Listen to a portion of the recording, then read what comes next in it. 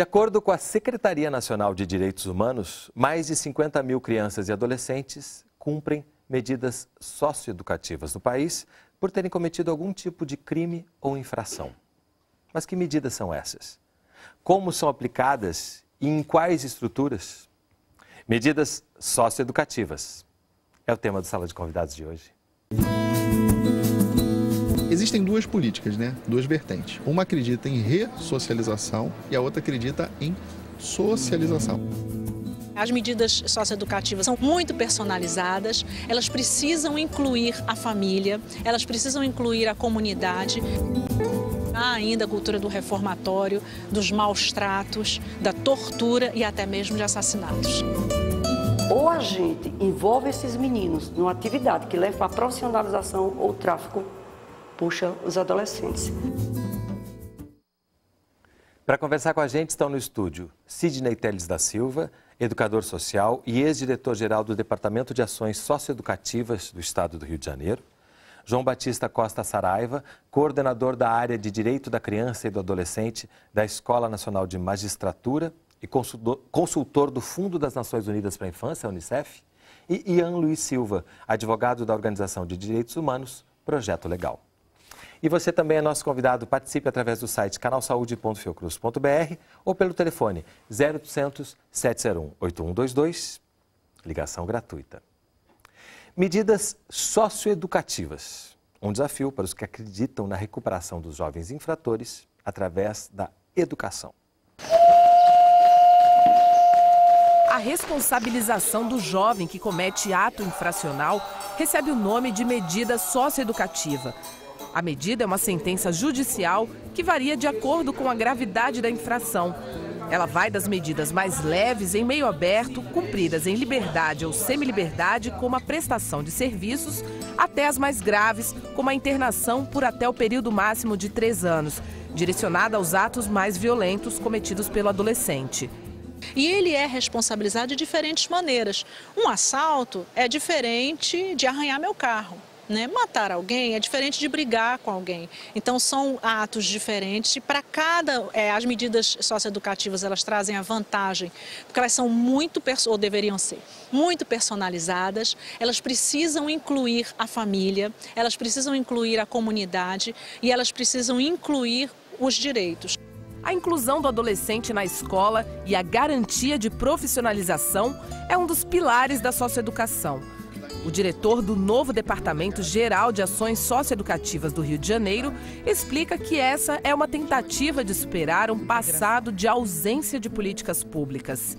Existem duas políticas, duas vertentes. Uma acredita em ressocialização e a outra acredita em socialização. Eu sou adepto da segunda. Eu não acredito em ressocialização. Não existe aquela figura do copo vazio. Ele entra aqui, ele é um copo vazio, um recipiente a ser colocado uma série de coisas. Não, ele foi socializado ao longo da vida. A gente acredita na educação em tempo integral, educação permanente, educação para a vida inteira, em todos os momentos. A educação sempre foi determinante no caminho para essa reintegração social. Colocar o adolescente em conflito com a lei, em contato com boas oportunidades para que haja essa transformação, é o objetivo dessas medidas. Mas isso não é nenhuma novidade. Essas determinações existem desde a década de 90, quando começou a vigorar o ECA, o Estatuto da Criança e do Adolescente. São 23 anos de estatuto, mas foram necessários outros marcos regulatórios para reafirmar o que o próprio documento já determinava. Entre eles, os mais importantes foram a criação do CONANDA, o Conselho Nacional dos Direitos da Criança e do Adolescente, em 1991, e o SINASE, o Sistema Nacional de Socioeducação, instituído no ano passado e que obriga todas as unidades a se adequarem ao que diz a lei. Mas para Alexandre Azevedo, o principal problema para a efetivação do Estatuto é o estigma e a marginalização social a que esses jovens ficam vulneráveis. Por que eu continuo tendo como primeira opção fechar o vidro quando o menino chega perto de mim no sinal? Eu tenho que me fazer essas perguntas. O ECA foi o grande marco. Só que a lei estava muito à frente dos hábitos do seu tempo. E desde lá nós estamos perseguindo atingir a plenitude daquele marco. Tudo isso leva o próprio sistema a esbarrar em inúmeras dificuldades. Os maus tratos historicamente conhecidos culminaram e ainda culminam, agora com menos frequência, nas famigeradas crises e rebeliões. Existem medidas, e aí tem o outro equívoco, né, que elas, ao invés de fornecerem essa abordagem educativa, elas são muito punitivas. Elas são cumpridas em lugares e em condições absolutamente inadequados, onde há ainda a cultura do reformatório, dos maus tratos, da tortura e até mesmo de assassinatos. Porém, com o SINASE, o sistema agora chegou ao momento de maior esforço por um reordenamento. Quando a gente fala e defende o Estatuto é porque a gente tem um outro projeto para a sociedade. Não é só para criança, não é só para adolescente e não é só clamar por medidas socioeducativas. E o Estatuto precisa ser defendido, ele é uma conquista ainda muito frágil. E quando a gente vai atrás de lugares em que determinado aspecto dele foram colocados em prática, um determinado ou vários aspectos, a gente vê o sucesso. Não difere. O nosso menino é o menino de todos. E ato infracional acontece não só na casa de um estranho, acontece na nossa casa também. Então, ele é nosso, é uma realidade da minha sociedade. Ele é meu filho. Bom, Sidney, já conversamos uma vez, falamos bastante, inclusive, sobre as nossas prisões. E chegamos à conclusão de que quem chega até as prisões não são todas as classes sociais, né? Já é direto um filtro que determina quem deve ir preso ou não. Quando a gente está falando, a gente falou 50 mil jovens no Brasil cumprindo medidas socioeducativas. Esses jovens que chegam a essas instituições também passam por esse filtro? Existe também uma clara relação dos estigmas sociais com quem é privado de liberdade? Certamente. Esses adolescentes que chegam às medidas socioeducativas, eles passam por esse processo de eu vou ter que pedir desculpa, só que está com um probleminha técnico no seu microfone. Enquanto eles vêm arrumar, eu volto com essa questão para você, mas eu vou fazer uma pergunta para o Saraiva. Já seu microfone volta ao normal e a gente fala com você. Saraiva, a partir dessa questão que a gente vai trazer de volta depois para o Sidney, a gente está falando de negação de direitos desde o início da vida de uma pessoa, que vão determinando com que essas pessoas não tenham saída, não tenham oportunidade, não tenham acesso? Acho que sim, sem dúvida nenhuma. Acho que são aspectos da delinquência na sua gênese que passa pela questão de uma, digamos assim, de uma sociedade que sabe exigir direitos iguais de todos, mas não assegura, aliás, deveres iguais de todos, mas não assegura direitos iguais a todos. E aí que isso passa por questões de toda ordem econômica, ordem cultural, ordem étnica, inclusive, né? E um conjunto de fatores discriminatórios.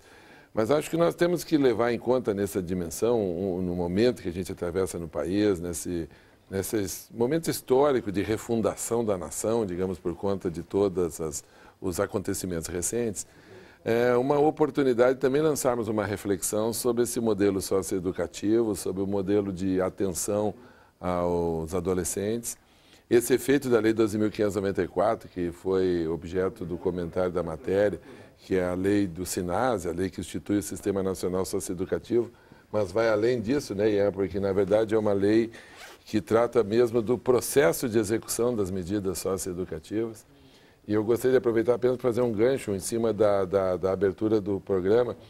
A Secretaria Nacional de Direitos Humanos fala nesse número que oscila entre 50 a 60 mil adolescentes colocados em medida socioeducativa no Brasil. Mas é importante que o telespectador fique ciente que, privados de liberdade em internamento desses 50 a 60 mil, nós estamos falando de um número em torno de 18, 19 mil, número que oscila, já bateu na próxima casa dos 20 mil. O Estado de São Paulo contribui com a metade desse grupo de adolescentes, quase 10 mil adolescentes privados de liberdade naquele Estado. Ou seja, a grande parte desses adolescentes ainda são tratados em programas de meio aberto, municipalizados e hoje executados via o caminho dos CREAS e dos CRAS, e uma lógica que norteia isso. Mas, enfim, eu só faço essa consideração inicial para dizer que é um momento importante, porque fiquei muito angustiado quando percebi que parcela da população veio à rua buscando o rebaixamento de idade penal. E acho isso um equívoco brutal, produzido por um conjunto de fatores que levam a uma conclusão equivocada como essa. E é interessante você trazer isso, né? Porque, infelizmente, isso também existe. Isso é uma manifestação de pessoas que pensam assim a partir deste estigma que a gente está colocando aqui, né? De um pensamento de criminalizar uma certa parcela da sociedade, sem a percepção de que se essa parcela teve acesso ou não ao que essas pessoas que têm esse pensamento tiveram. Né? Então, quando você está em algum lugar bastante confortável, né, para você determinar coisas como essa, surgem ideias como a redução da maioridade penal. Mas eu acho o Cine ainda está sem microfone, já volto para ele. Mas deixa eu trazer você aqui também para esse nosso papo. Esta sociedade, né, que o Saraiva começa a colocar para a gente e que, felizmente, a gente acha que agora estão acontecendo movimentos de mudança, é uma sociedade que muitas vezes aprova isso que a gente vem colocando, né, vem colocando que precisa acabar, né, esse passado, essas instituições que punem, que têm maus tratos, né, existe um pensamento de aprovação ainda, né, que a gente precisa combater para que a gente entenda realmente o que está acontecendo, né? Com certeza. Primeiramente, bom dia, Renato, bom dia a todos aqui presentes, bom dia, telespectadores. Enfim, a gente viu na matéria que existem boas propostas onde sejam implementadas práticas pedagógicas, enfim, que seja feito um serviço de assistencialismo de qualidade com relação a esses jovens, mas eu acredito, eu vejo, porque eu sou advogado do projeto Atitude Legal, que é um projeto dentro do Projeto Legal, que é uma organização não governamental, que trabalha com a defesa sociojurídica de crianças e adolescentes com envolvimento em ato infracional. Então, eu conheço de perto a realidade do sistema socioeducativo e, assim, o que eu vejo é que de socioeducativo eu não consigo enxergar. Francamente, eu não consigo enxergar. A gente está num processo de evolução, vejo que o processo já evoluiu bastante, mas hoje o que eu vejo ainda são práticas da ditadura acontecendo nos dias de hoje.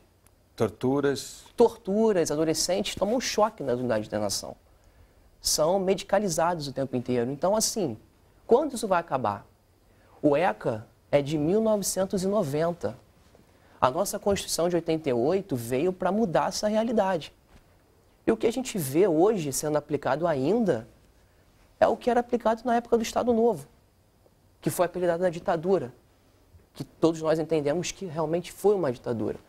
Então, assim, espero, né, que, vendo as propostas, que isso realmente venha para a prática, que saia um pouco do papel, porque o nosso Estatuto da Criança e Adolescente, eu vejo que existem boas propostas de mudança, mas não vejo isso acontecendo na realidade. Sidney, podemos voltar agora com você. E já temos aqui coisas colocadas também, né? A partir daquela primeira pergunta que ficou para você e também com essas questões que foram colocadas agora. Aí fica bem mais fácil, né, da gente, porque eles já anteciparam bastante as nossas análises aqui. Mas esses jovens, né, que vêm para o sistema socioeducativo, na verdade, eles não são jovens excluídos. Eles já são jovens incluídos numa categoria que está alijada de todos os direitos dessa sociedade. É o que sobrou dessa sociedade de mercado. Quando você tem, na Assembleia Legislativa do Rio de Janeiro, uma comissão de direitos humanos que tem uma equipe ínfima, e você tem uma comissão de defesa do consumidor, uma equipe bastante ampliada, então o que vale nessa sociedade? Quem consome, né, a luta por consumo ou a luta por direitos? É interessante, né? Porque essa questão do consumidor e do cidadão, ela foi sendo equalizada de forma que o consumidor foi conquistando seus direitos e a sociedade aplaudindo isso como uma grande conquista, que por um aspecto mas em detrimento da conquista da cidadania, né? Como ser consumidor fosse o sinônimo de ser um cidadão que merecesse respeito apenas, né? Já que você não consome. E esse jovem quer ser o quê? Para ter direitos, para ter sua cidadania respeitada. Ele quer ser um consumidor. Para ser inserido também dessa forma. Dessa forma, né, dentro da sociedade. Então, como o doutor Saraiva já disse aqui, a cobrança por deveres, ela é muito grande, né?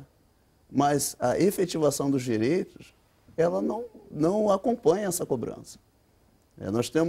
Nós falamos de um capítulo do Estatuto da Criança e do Adolescente, que é o capítulo das medidas socioeducativas.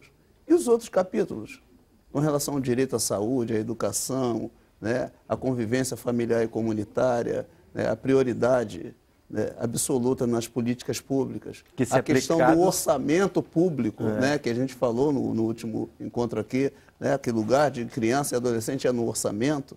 Isso é genial, não é isso? Né? Se não está no orçamento, não está na vida, não está na vida pública. E se você cumpre, é interessante aquela fala que ela tem, né? Em lugares onde, pelo menos aspectos que sejam do ECA, do Estatuto da Criança e do Adolescente, quando são realmente aplicados, você percebe o sucesso. Né? Ou seja, é um estatuto que propõe uma transformação, né? Que ainda está no papel, em grande parte das suas proposições, mas nos locais onde alguma coisa já saiu do papel e virou realidade, se percebe um sucesso. Né? Agora, eu acho que é interessante a gente reforçar aqui que não sai do papel, por quê? Né? Eu posso fazer uma interferência, assim, eu não tenho essa visão assim tão catastrófica do IAN, assim, no sentido do sistema socioeducativo brasileiro. Embora reconheça que ali retrata, essa expressão dele retrata algumas situações muito negativas que ocorrem.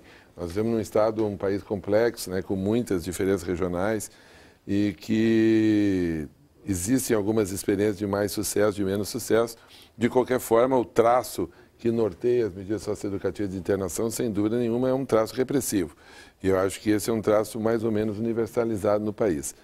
De qualquer sorte, acho que nós devemos levar em conta, e o telespectador tem que ter isso muito presente, de que quando se concebeu o Estatuto da Criança e do Adolescente, e se abriu esse capítulo das medidas socioeducativas, abriu-se esse capítulo prevendo já, mesmo naquele conjunto de direitos assegurados, que mesmo numa sociedade com padrões nórdicos, né, escandinavos, nós vamos encontrar situações de delinquência juvenil, por os mais diversos aspectos, evidente que não pelos nossos, e certamente não nos nossos índices. De qualquer sorte, enquanto resposta da sociedade ao ato infrator, eu acho que a medida socioeducativa ela cumpre um papel, ela presidida pelo princípio educativo, que é, digamos assim, o cordão que deve conduzir sua ação, ela é também um mecanismo de defesa social. E aí é importante que o telespectador acompanhe esse debate, que nós temos que estabelecer dois planos distintos das medidas socioeducativas. Aquelas não privativas de liberdade, né, que são executadas no âmbito da própria sociedade, estamos falando aqui da liberdade assistida e da prestação de serviço à comunidade, esta prestação de serviço à comunidade por até 6 meses, numa carga horária de 8 horas semanais, e aquela liberdade assistida, que é um processo de acompanhamento do adolescente, o Estatuto da Criança e do Adolescente não previu um prazo, mas se tem trabalhado com uma lógica de até 3 anos, em analogia aos demais medidas, aspectos que a própria Lei 12.594 não regulou, e a internação, que é ver esse momento do adolescente privado de liberdade, que aqui no Rio se faz no Degase, em São Paulo se faz na Fundação Casa, no Rio Grande do Sul se faz na FASE, na Fundação FASE, e cada estado da federação tem um modelo distinto de operacionalidade disso, onde, do ponto de vista objetivo, estando privado de liberdade, o adolescente está preso. Preso enquanto tem este direito fundamental, que é a liberdade, subtraído. E quem subtrai esse direito é o Estado. E o Estado o faz dentro do devido processo legal, e por isso a importância da defesa, no sentido de estar ali presente para a luta pela liberdade daquele adolescente, ou seja, de que só seja sujeito dessa medida aquele adolescente cuja responsabilidade foi apurada dentro do devido processo e é o autor daquela conduta infratora que precisa de uma resposta do Estado. É uma resposta que tem dupla carga. Mas pegando também o que você já disse, né, mas essa esse nosso aspecto de viver numa sociedade repressiva faz que, muitas vezes, essa segunda opção seja aplicada quase que geralmente. Em outras palavras, ainda se pensa muito na privação de liberdade e pouco nas medidas socioeducativas? Em meio aberto? Em aberto? Tem 2 princípios que o Estatuto estabelece para as medidas privativas de liberdade, né, que é a medida de internação, que é o princípio da brevidade e da excepcionalidade. Né? A internação tem que ser breve para que ela seja eficaz e em caráter excepcional, né? Só nos casos, né, extremos que essa medida deve ser adotada. E, infelizmente, não é isso que nós observamos, né? Esses dois princípios que são fundamentais para que a medida socioeducativa ela tenha realmente, cumpra realmente o seu papel, né?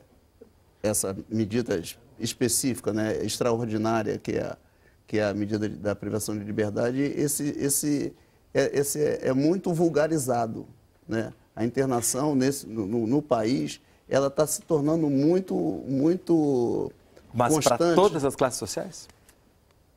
Não. Porque eu acho que essa é uma outra questão importante, né? E você que vê lá as defesas, você provavelmente também pode ver isso, né? Quem são essas pessoas que chegam nesse lugar, nesse momento, que precisam ser defendidas, né? Bom, as pessoas que eu defendo são pessoas de classe média alta, moradores da Zona Sul. Tô brincando, mentira. Na maioria, são jovens de classe média baixa, negros, moradores de comunidade. Aquelas pessoas que não receberam uma orientação de uns pais no sentido de conferir direito a estudar, a uma boa escola. Dos pais, que só para a gente não também Estado, jogar para a família, de todos, né? Na verdade. Porque muitas vezes a própria família não tem, o primeiro contato que que a criança tem é com a família. Mas, enfim, não teve uma oportunidade de um colégio bom, que eu digo, colégio bom, hoje a gente pode dizer os colégios particulares. Não, poucos são, não vou generalizar, mas, assim, nós temos o entendimento de que a maioria dos colégios particulares são os colégios que dão condições de uma pessoa conseguir um bom emprego, um bom trabalho, uma boa faculdade, não... Posso contribuir? Nós, defensores de direitos humanos, tu e todas e Sidney, é muito importante a gente trocar uma ideia com o telespectador, até para a gente esclarecer isso de maneira frontal. Nós não temos esse imaginário, por exemplo, do sentido de que esse discurso que é absolutamente correto no sentido dos fatores criminológicos que o Ian destaca, mas esse imaginário, digamos assim, de eleger a pobreza como um álibi justificador da infração. Porque esse é um discurso... Não estou justificando a pobreza em nenhum momento. Não, eu estou, inclusive, indo ao encontro do teu argumento, até para que o telespectador o compreenda. Porque acaba sendo um discurso muito injusto com o pobre honesto, que é a maioria absoluta da nossa população, e ainda mais injusto com o rico ladrão, que não é pouca gente também no nosso país. E que fazem estragos imensos nesse país. Né? Então, é importante a gente fazer esse destaque. Agora, evidentemente, o público central das medidas socioeducativas é esse que Ian descreve, por todas essas circunstâncias e porque é alvo da investigação policial, porque é alvo desse e porque atuar. Não tem essa proteção, né, que quem tem mais... poder econômico coloca sobre seu filho quando ele comete uma infração. Precisamos de escolas de qualidade, escolas públicas de qualidade. Sim, é saúde e educação o tempo inteiro, né? Isso a gente volta, né? Não é à toa que são medidas socioeducativas, a gente está falando de educação. A grande questão é que já se sabe que essas medidas socioeducativas, quando aplicadas, elas são um sucesso, né? Já se sabe que se um Estatuto da Criança e Adolescente, se ele é aplicado por inteiro, vai se precisar muito menos de medidas socioeducativas, porque as crianças vão estar no orçamento e, portanto, vão ter direito e acesso à cidadania desde cedo, né? Agora, eu acho que um ponto central que eu queria voltar, é um pensamento que eu acho que está arraigado na nossa sociedade, que faz com que esse estigma seja uma justificativa para a manutenção das coisas como estão.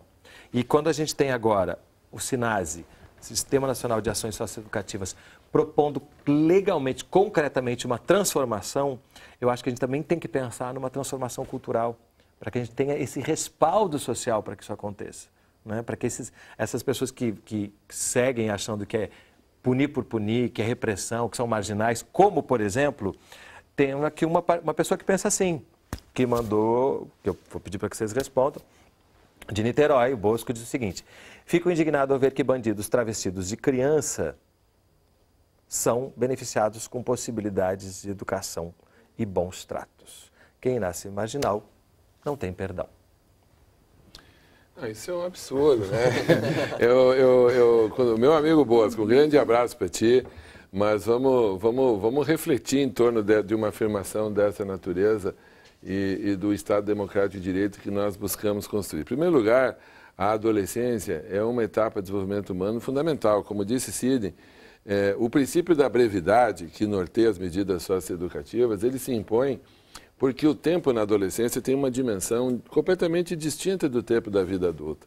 E digo para ti, Bosco, veja, um cara que nem eu, que já fez 50 anos há um tempo atrás, é o tipo do cara, Cid, que quando chega na festa do fim do ano, e a gente está lá, tu já deve ter ouvido isso do pessoal mais velho, está numa festa de final de ano, um Réveillon, um cara de 50 anos sempre larga essa frase, não vi esse ano passar, né, esse já está assim mais embalado, o ano passou voando, né, ou parece que foi ontem. Por que pessoas de 50 anos dizem isso? Porque para pessoas de 50 anos, um ano significa 2% de toda a sua vida. Um ano passa assim para pessoas de 50 anos.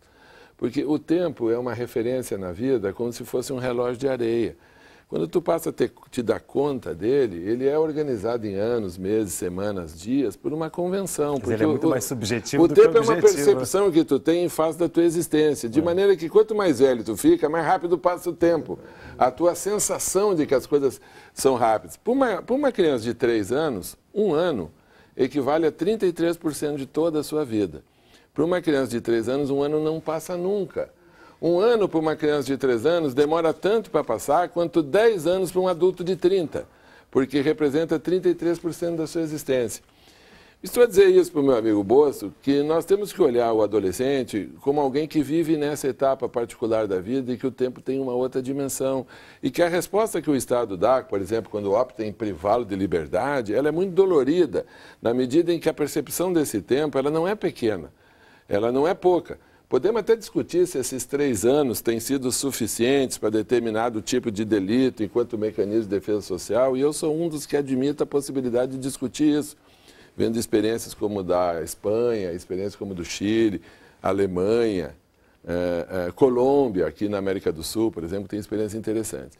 Mas nós jamais poderemos desconsiderar que o tempo na adolescência tem uma dimensão absolutamente singular e que produz transformações para o bem e para o mal, numa dinâmica completamente... O Ian sabe disso, acompanha os adolescentes nos processos. Sidney, que foi dirigente do Degase, sabe disso. Em poucos meses as coisas se transformam. Porque para nós, Bosco, que já não cozinhamos na primeira fervura, o tempo não tem a mesma dimensão do que de um adolescente. E em poucos meses as coisas se transformam. A questão é o que é feito durante esses poucos meses. Exatamente. Né? Porque se você só colocar num lugar para você excluir, tirar da visão este problema, né, fazer com que a sociedade não se relacione com isso e continue privando de direitos gerais, não só de liberdade, maus tratos, torturas, aí a gente não vai resolver nunca esse problema. Em compensação, a gente viu aqui que em lugares onde o Estatuto da Criança e Adolescente é aplicado, minimamente que seja, grandes transformações acontecem. A gente vai ver uma bela transformação que acontece em Pernambuco. O Sala de Convidados vai fazer um breve intervalo, não sai daí, a gente volta já.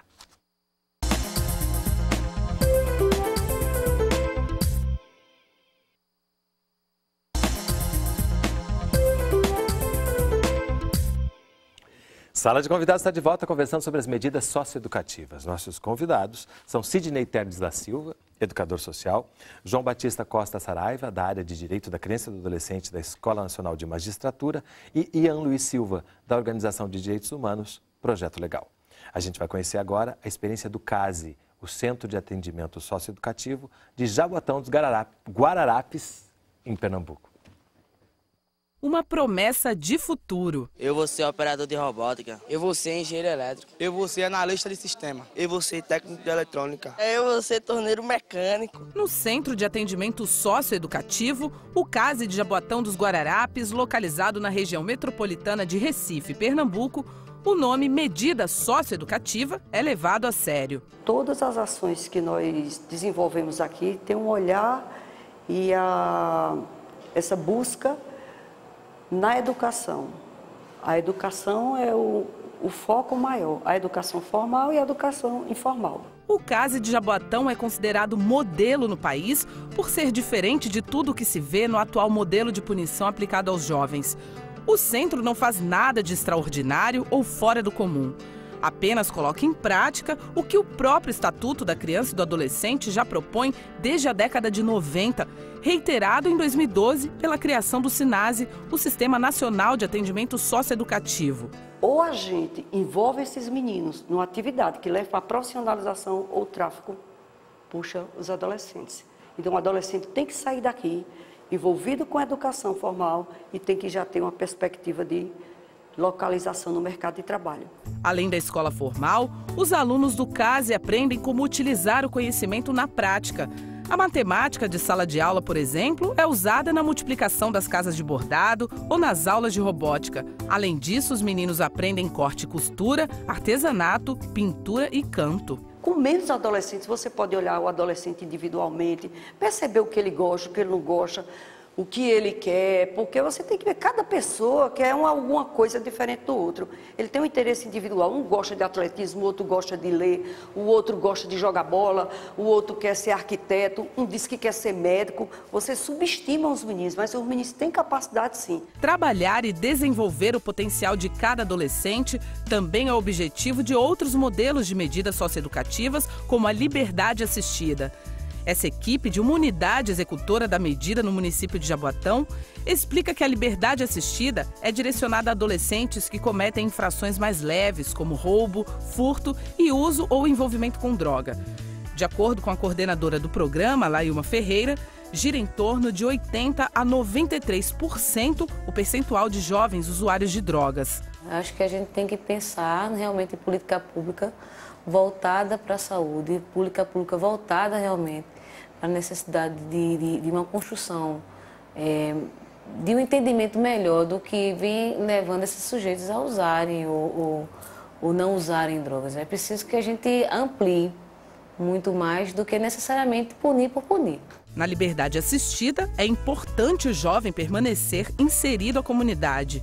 Esse trabalho comunitário e familiar ele é muito importante, até porque o próprio Estatuto da Criança diz que a responsabilidade em relação à criança e adolescente ela é da família, da sociedade e do Estado, né? Então a gente tem que buscar essa rede para que ela possa realmente estar contribuindo para a vida desse adolescente. A maioria dos casos, o internamento não é a melhor medida. A melhor medida é o cumprimento em meio aberto, que daí seria a liberdade assistida. Por quê? Porque esse adolescente, quando ele está na sociedade e percebe uma possibilidade de mudança dentro desse ambiente, a sua modificação de comportamento vai ser mais eficaz. Foi o caso desse adolescente que se viu muito jovem envolvido em roubos, além do uso e da venda de crack. Ele chegou a ficar preso por 45 dias, mas agora cumpre a medida em liberdade há cerca de 1 ano e meio. Ele conta que passou a vender droga por influência dos mais velhos e para sustentar o próprio vício. Eu pensava que eu ia fazer, mas nunca ia pagar pelo que eu estava fazendo. Aí pronto, isso começou daí. O contexto do adolescente que comete ato infracional é um contexto de vulnerabilidade desde a infância. Então, se a gente pensa, existe uma ideia, uma percepção do senso comum de que não existe punição para um adolescente. Então, eu acho que precisa desmistificar essa ideia em primeiro plano. A justiça obriga ele estar na escola, estudando, frequentando, né?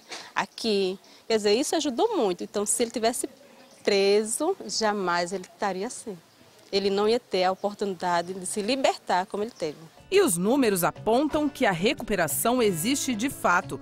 Em Jaboatão, o índice de reincidência nas infrações caiu de 20% em 2011 para 5% no ano passado. É possível e nós temos vários casos de recuperação. Agora, o que a gente precisa frisar é que os modelos de liberdade assistida da execução, do programa em si, ele precisa ser, de fato, um programa articulado. Um programa que tenha embasamento junto à saúde, junto à educação, junto a várias outras políticas públicas. Porque se não for assim, ele não vai resolver. E você tem que observar que Tiago é Tiago, que João é João, que Manuel é Manuel e que cada um tem suas vontades. Lá vai o trem sem destino, o dia novo encontrar, correndo vai pela terra, vai pela serra, vai pelo mar. É tão interessante isso, né? Essa percepção da individualidade, né? Que essa diretora brilhante fala, né? Cada um é um, cada um tem um desejo, todos têm potencial. Esse olhar individualizado que é necessário, basta pensar em cada um de nós, né? Como é importante que a gente seja respeitado como indivíduo. E, neste momento, para certas pessoas, se nega esse olhar individual, se coloca numa grande massa, se joga num lugar, se maltrata como se aquelas pessoas fossem marginais, como foi dito aqui, né? E isso fosse um caso encerrado. Contra isso que se está lutando, contra isso que a Sinase vem, né, para transformar isso. Mas tem uma frase que aquela mãe fala que eu acho tão fascinante: se ele tivesse preso, não teria tido a oportunidade de se libertar. Acho que isso é tão, ilustra tanto, né? Vindo especialmente de uma mãe que percebeu isso acontecendo na prática, né? Interessante, o objetivo, né, do trabalho desses profissionais que estão atuando ali naquela organização, naquela instituição, preparar o jovem para a liberdade. É a construção da liberdade através da cidadania, né, dos recursos que ele tem direito enquanto cidadão, e que ele não, por desconhecimento até dos seus próprios familiares, ele não teve acesso até então. Então, essa é a preparação para a vida comunitária, para a vida em sociedade, a construção o tempo todo da liberdade, da possibilidade de viver em liberdade, quer dizer, o respeito às instituições, às regras estabelecidas pela sociedade, também tem que vir acompanhado dos direitos que essa mesma sociedade disponibiliza. E eles são bem claros, né, quando dizem que precisam desse envolvimento da família, da comunidade, né, tudo em torno dessa instituição que visa essa libertação, que todo mundo só sai ganhando. Né? Eu acho que essa lei 12.594, que institui o Sinase, ela, entre os muitos avanços que ela contempla, talvez pudesse até ter avançado mais, ela contempla essa questão do chamado plano individual de atendimento, ou seja, o olhar sobre o adolescente enquanto um sujeito único, independente da medida socioeducativa que ele estiver inserido. Isso serve para a privação de liberdade, nas hipóteses dos garotos que estão recolhidos ao DEGAS, por exemplo, às suas unidades, serve para os que estão em liberdade assistida ou prestação de serviço à comunidade, no sentido de construir um projeto, uma etapa, um plano de atendimento com uma meta a ser alcançada, com uma perspectiva, com uma possibilidade. Eu acho que isso é uma das grandes contribuições que a Lei 12.594 traz ao processo socioeducativo, e eu tenho esperança que possa até, quem sabe mais tarde, contaminar o sistema penal, ou seja, no sentido de também se lançar um olhar, porque nós temos no Brasil hoje um conjunto muito grande de jovens recolhidos ao sistema penitenciário e que na faixa entre 18 e 25 anos, e que é o grosso do sistema penitenciário brasileiro e que não estão em condições assim muito distintas desse conjunto dos nossos adolescentes e que precisam de um olhar de responsabilidade.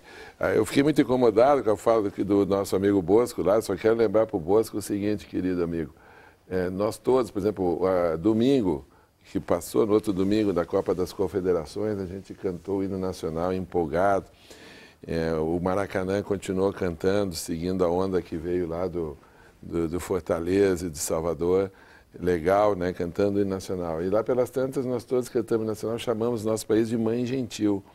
Ela é nossa mãe, o Brasil é mãe de todos os brasileiros, é mãe daquele que mata, é mãe do que morre. E como toda mãe que perde um filho morto por um dos seus outros filhos, ela pranteia os dois, ela sofre pelos dois, ela sofre pelo filho que morre e ela sofre pelo filho que mata.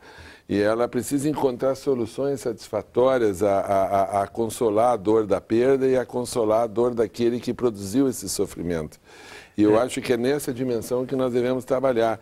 O grande problema quando vejo manifestações dessa natureza é que eu percebo que as pessoas não se percebem iguais. E a igualdade é um fator determinante para a construção de um Estado democrático, ou seja, nós nos percebermos iguais. Percebermos que somos todos filhos dessa mesma mãe gentil. Ele fala isso, né? Cada menino é um menino de todos nós. Ele fala isso na matéria, né? E tem uma poeta que fala, que no outro programa da gente, falou assim, que o Brasil tem que deixar de ser patrimonialista para ser matrimonialista, que é esse pensamento, né? Todo mundo corre para defender um prédio, mas não correm com a mesma velocidade para defender uma criança, um jovem, um adolescente, né, que chega tão encurralado por uma sociedade que acaba cometendo um crime. E por que experiências como a do CASE não são multiplicadas pelo Brasil?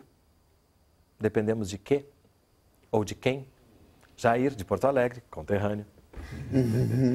Como responder a isso? Ainda mais depois de ver uma experiência como essa que faz tanto com tão pouco. Porque ali você vê, tem pessoas trabalhando com esses meninos. Não tem tecnologias caríssimas. Tem tecnologias, sim, né? Porque se chega a isso com muito estudo. Acessível. Mas é acessível. Posso ainda fazer essa última incursão? Pode. Eu vou dizer para o Jair, meu querido. Jair, é o seguinte, estou aqui num espaço de jornalista, né?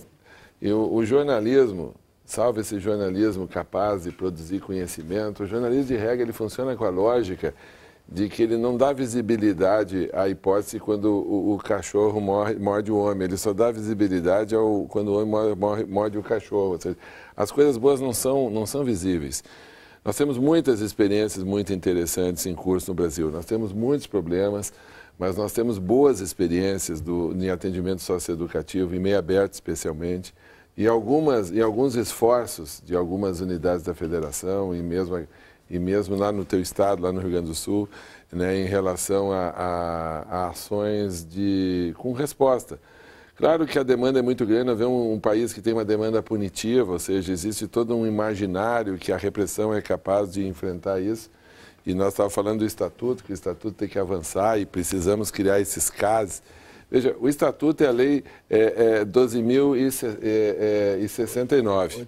8.069, perdão. 8.069. Vai fazer aniversário agora esse mês de julho. A Lei dos Crimes Hediondos é a Lei 8.072. Ela foi produzida no Brasil 15 dias depois do Estatuto da Criança e do Adolescente, nessa nossa tradição de assinar uma vela para Deus e outra para o diabo.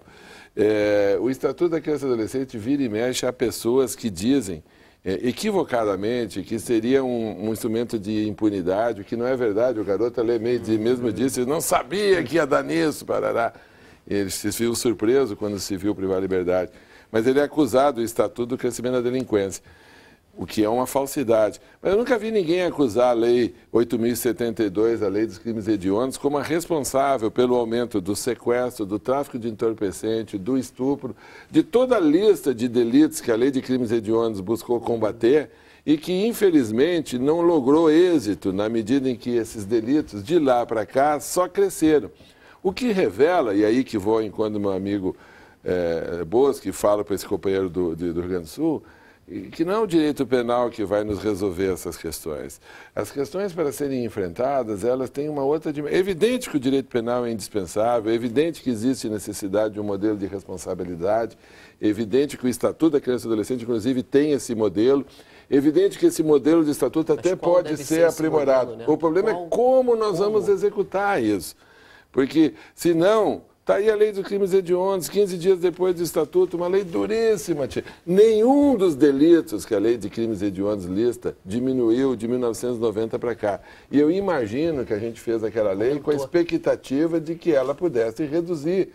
Ou seja, o direito penal não resolve essa questão. Educação é o que resolve, né? A gente vê, e uma educação com objetivos concretos, inclusiva, né? Que queira que essa liberdade, que prepare para essa liberdade e para algo depois dessa liberdade que seja concreto para esses jovens, para esses nossos jovens, né? E talvez tenha nos trazido aquilo também, porque o Rio de Janeiro também tem uma tradição repressiva com certeza bastante forte, né? E eu acho que felizmente a gente tem esses belos exemplos, que o Saraiva diz que são muito mais do que as grandes emissoras de televisão nos permitem ter acesso. Né? Mas eu acho que o Rio de Janeiro, especialmente nessas manifestações, isso tem aparecido, né? A repressão aqui no Rio de Janeiro ela é muito violenta, né? Inclusive com balas de borracha em alguns lugares e balas de verdade em outros lugares, demonstrando claramente essa diferença que a gente vem falando ao longo do programa, na visão da repressão de quem são uns e outros. Né? A gente costuma ver muito as pessoas culparem os policiais pelas atitudes repressivas. Mas o que tem por trás disso? Por que esses policiais agem assim, reprimindo até os agentes do Degase? Por que eles reprimem os adolescentes? Como é que é o curso de formação desses agentes do Degase? Será que existe um estímulo a essas práticas? Uma tentativa de resolver um problema através de práticas, posso até chamar de práticas fascistas, que é a prática que a gente tenta resolver uma problemática por meio de coação moral, coação física? Será que eles são estimulados a realizarem esse tipo de conduta? Será que eles são mobilizados até por uma mídia a fazer isso? Como é que, enfim, A gente precisa saber que modelo é esse que a gente busca. E a gente praticando tortura, é praticando coação moral? É isso que está no papel? É isso que está no ECA? É isso na Constituição? Não. E o que acontece é o quê? Formação e educação sempre são a solução. Então, assim, pegando o gancho também no doutor Saraiva, a gente vive um processo na nossa sociedade que é a judicialização da sociedade, né? Ao invés de a gente tentar essa mediação desses conflitos através das questões sociais, que são o pano de fundo, né, para a solução dos problemas. A gente tem problema de saúde, a gente estava falando ainda há pouco do sistema SUS, que é um sistema avançadíssimo, mas que as pessoas que são beneficiárias do SUS acabam atacando o SUS, dizendo que o SUS não serve para nada. Pelo contrário, todo cidadão brasileiro deveria defender com unhas e dentes o SUS. Especialmente para ele ter mais orçamento também, para poder fazer melhor o que ele se propõe. Né? E aí, isso vem de encontro a todas as expectativas que a gente estabelece para a criança e adolescente. Quando a gente judicializa algo que tem que ser feito pela educação, pela saúde, né, pelos direitos, né, o direito a uma habitação digna, a moradia, né, a gente vive no estado do Rio de Janeiro um processo de remoção absurda. E isso tem reflexo imediato na vida dessas crianças e desses adolescentes. Eles estão vivendo uma repressão que, fatalmente, como nós já havíamos comentado sobre isso, né, é o princípio da ação e reação. É uma desestruturação muito cruel, né, de uma família. Sabe, ele vive um processo de violência cometido contra os seus pais, contra as pessoas que ele ama, contra a comunidade que ele ama, que em algum momento isso daí vem à tona. Claro, a percepção de que você não é nada, né? Ninguém te respeita. E os momentos que já foi dito aqui também, né? Para a reflexão desse jovem, o jovem dá dessa oportunidade, o adolescente, principalmente quando ele está cumprindo uma medida socioeducativa, que para mim, a medida socioeducativa mais difícil de ser cumprida é a liberdade assistida, porque apesar das pessoas acreditarem que não deu nada para o jovem, ele está simplesmente livre, não, ele tem compromissos a cumprir com a medida socioeducativa. Né? A liberdade assistida é uma medida que compromete o adolescente e a família, e a sociedade também, né? Que deveriam ser os primeiros a prevenir esse tipo de atitude. Então, nesse comprometimento, né, dos vários atores, né, do ente público, da família, né, e do próprio judiciário, porque ele tem também o dever de acompanhar, né, e verificar se o Estado está cumprindo a sua obrigação nesse processo, está dando a oportunidade da escolarização, da profissionalização e até do atendimento que ele tem direito à saúde, né? É fundamental para que a medida obtenha o êxito necessário, né, e que as pessoas parem de atacar o Estatuto da Criança e do Adolescente. E passem a perceber de que isso diz respeito a todos nós, né?